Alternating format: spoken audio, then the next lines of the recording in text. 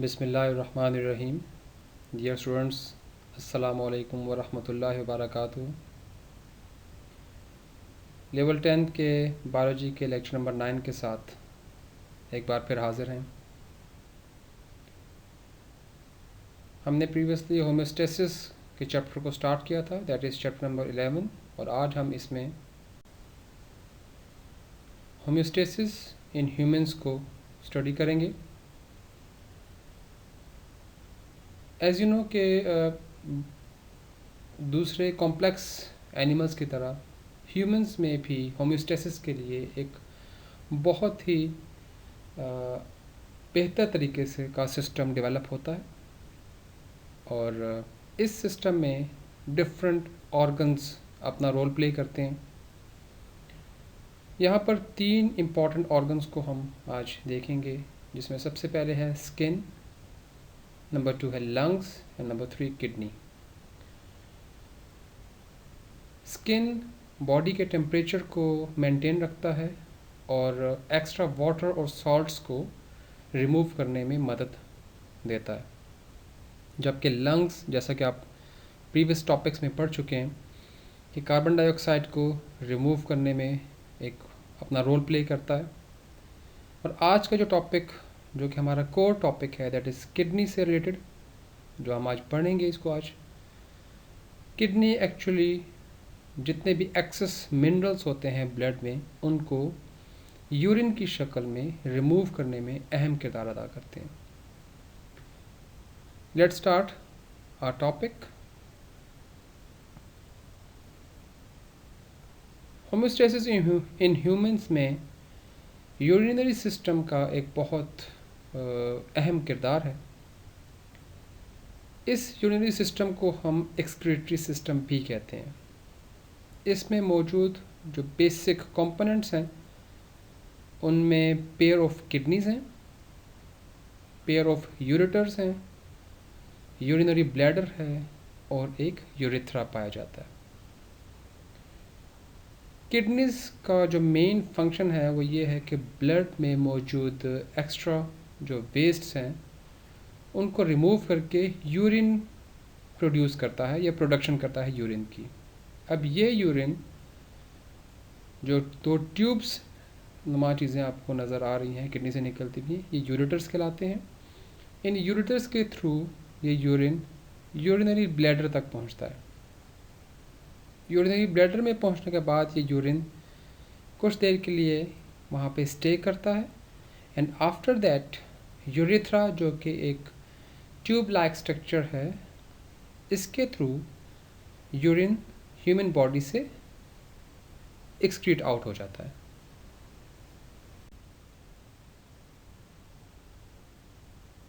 हम देखते हैं कि किडनी का स्ट्रक्चर कैसे होता है। Actually kidneys dark red bean shape organs हैं, और इनकी एक साइड कॉन्केव की तरह की होती है, कॉन्केव साइड होती है, यानी कि थोड़ी सी गढ़ा नुमा इनमें एरिया होता है, और ये एरिया एक्चुअली वर्टिब्रल कॉलम की तरफ होता है। इस दबे हुए हिस्से को, या जो डिप्रेशन का जो एरिया होता है, इसे हम हाइलस कहते हैं।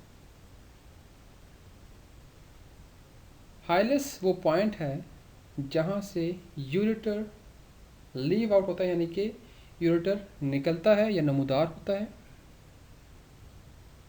किडनी और और उसके साथ साथ किडनी से निकलने वाले दूसरे जो स्ट्रक्चर्स हैं, लाइक हम कह सकते हैं कि ब्लड वेसल्स हैं, लिम्फेटिक वेसल्स हैं, और दूसरे नर्व जो हैं, जो कि एंटर होती हैं या जो यहाँ से निकल रही हैं किडनी से, उनके एंटर होने का और निकलने का जो पॉइंट है वो यही हाइलस ही होता है, जहाँ से तमाम चीज़ें कंट्रोल होती हैं, उसे हाइलस कहा जाता है।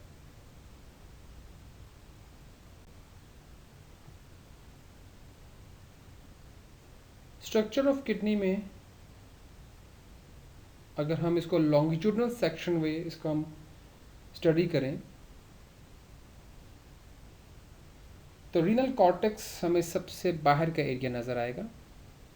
ये renal cortex dark red colour का एक एरिया है। इसके अंदर का जो एरिया है, जो इसका इनर पार्ट है, that is called renal medulla. और ये रीनल मेड्यूला पेल रेड कलर का होता है। रीनल मेड्यूला एक्चुअली इसमें बहुत सारी एक मखरूती नुमा या हम कहते हैं कोन शेप्ड स्ट्रक्चर्स मौजूद होते हैं, और ये स्ट्रक्चर्स रीनल पैरामिड्स कहलाते हैं। ये रीनल पैरामिड्स कंबाइन होने के बाद एक फनल की तरह की एक कीफ नुमा एक प्रोजेक्शन बनाते हैं, एक पॉइंट बनाते हैं, जिसे रीनल पेल्विस कहा जाता है। एक्चुअली यही रीनल पेल्विस यूरेटर का बेस होता है, यानी कि यहीं से यही वो पॉइंट है जहाँ से यूरेटर निकलता है या किडनी से नमूदार होता है। लेवल 10 के बायोलॉजी के लेक्चर नंबर 9 के साथ एक बार फिर हाजिर हैं।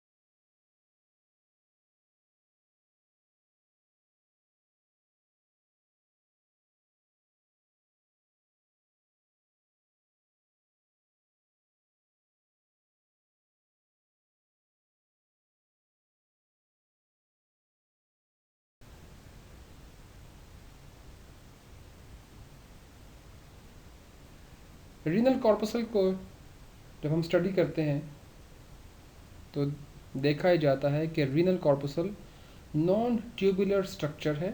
इसमें किसी किस्म की कोई ट्यूब मौजूद नहीं होती, और इसके दो पार्ट्स हैं, जैसा कि आपको डायग्राम में नज़र आ रहा है। That is glomerulus and बोमेंस capsule. Glomerulus blood capillaries का एक नेटवर्क होता है, जबकि बोमेंस कैप्सूल ने इस ग्लोमेरुलस को कवर किया होता है या घेरा होता है। Second part is renal tubule. Nephron का ये हिस्सा जिसे हम रीनल ट्यूब्यूल कहते हैं, ये बोमेंस कैप्सूल के बाद स्टार्ट होता है, और ये एक ट्यूबुलर स्ट्रक्चर है। इसके बेसिकली 3 पार्ट्स हैं। इसका जो फर्स्ट पार्ट है वो कुछ खमदार हम कह सकते हैं होता है, और इसे हम प्रॉक्सिमल कॉन्वोल्यूटेड ट्यूब्यूल कहते हैं। प्रॉक्सिमल कॉन्वोल्यूटेड ट्यूब्यूल के बाद एक यू शेप्ड एरिया इसमें शामिल होता है। अप से डाउन आने वाला ये area descending lymph loop of Henle कहलाता है, जब से डाउन से ऊपर जाने वाला ascending lymph loop of Henle कहलाता है। लूप ऑफ हेनले के बाद अगेन एक खमदार या एक बलदार एरिया फिर ट्यूब की शक्ल में नज़र आता है, जिसे डिस्टल कॉन्वोल्यूटेड ट्यूब्यूल यानी कि बाद का हिस्सा जो कि खमदार हिस्सा कहलाता है। ये डिस्टल कॉन्वोल्यूटेड ट्यूब्यूल इसके बाद, या हम कह सकते हैं कि बहुत सारे नेफ्रॉन्स के ये डिस्टल कॉन्वोल्यूटेड ट्यूब्यूल्स एक सिंगल कलेक्टिंग डक्ट में ओपन होते हैं। बहुत सारे ये कलेक्टिंग डक्ट्स आपस में मिलकर सैकड़ों की तादाद में पेपिलरी डक्ट्स बनाते हैं।